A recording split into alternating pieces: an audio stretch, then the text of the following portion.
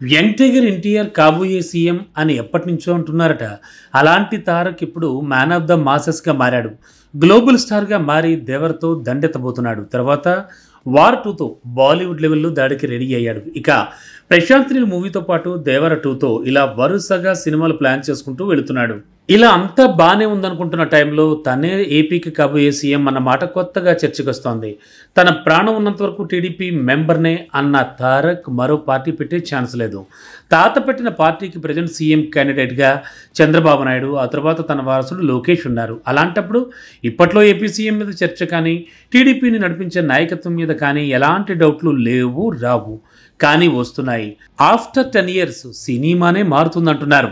ఎప్పటికైనా టీడీపీ వర్గాలు పట్టేది, ఏపీ సీఎం అయ్యేది ఎన్టీఆర్ఏ అని వేణుస్వామి లాంటి ఆస్ట్రాలజిస్ట్స్ అంటుంటే, కొన్ని పొలిటికల్ అనాలిసిస్‌లో కూడా అదే మాట నిజం అంటున్నాయి.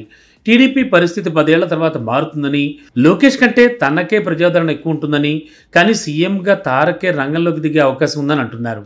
10 ఏళ్ల తర్వాత పొలిటికల్ ఈక్వేషన్స్‌ను సినిమా క్రేజ్‌తో తారక్ సెట్ చేసే అవకాశం ఉందంటున్నారు.